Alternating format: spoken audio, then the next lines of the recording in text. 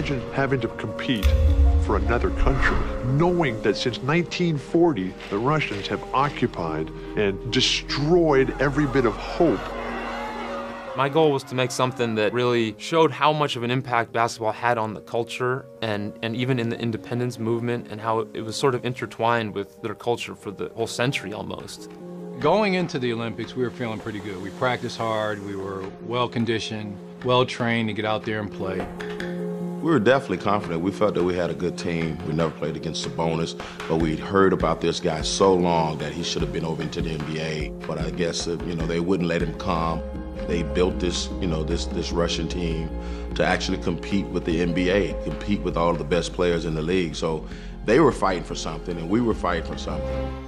In 1988, the Soviet Union basketball team actually beat the United States in a big upset, and 4 of the starting 5 were Lithuanians on the Soviet basketball team. So for those Lithuanians, it was somewhat of a bittersweet medal because they, obviously this huge accomplishment to win a gold, but they won it for their oppressor instead of for their own country. Lithuania's push toward freedom was as essential as the push against the Berlin Wall. We are not going to accept, no way, no time, ever, the occupation of Lithuania. And we are fighting the enemy, not in a field with the explosives, bombs, machine guns, or planes, but we are fighting them on a basketball course.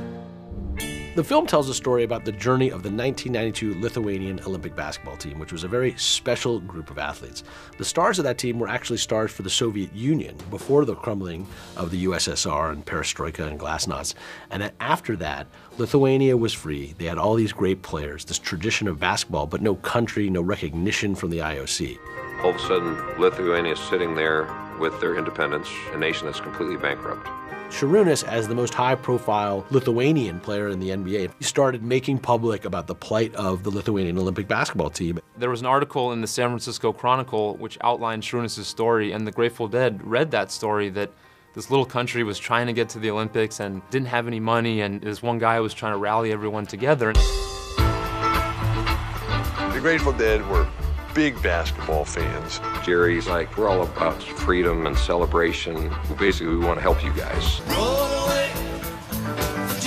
Through this great confluence of events, the Dead ended up making a contribution through their foundation to the Lithuanian Olympic basketball team, and that's how the t-shirts and the warm-ups came about.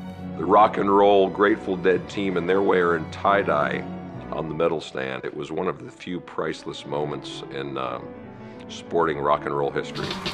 And it will always be associated with, this unique time when the world was really changing. I mean, Soviet Union coming to a close, but basically in 6 months.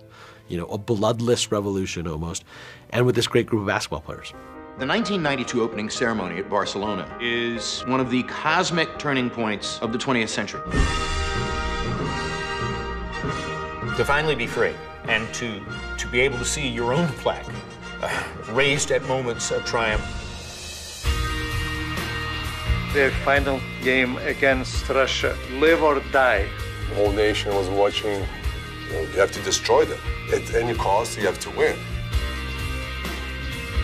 It was national pride, something what we dreamed. That journey and them getting to the Olympics was really an incredible accomplishment, which inspired people back home in Lithuania. And when they won that bronze, it really was their first shining moment as a free country.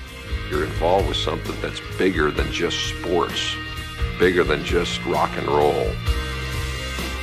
I hope viewers, when they watch the other Dream Team, most of all, I hope they're entertained, and I think they will be. I think the story is unique. I think it's compelling. It's a mix of politics. It's a mix of sports, a mix of pop culture.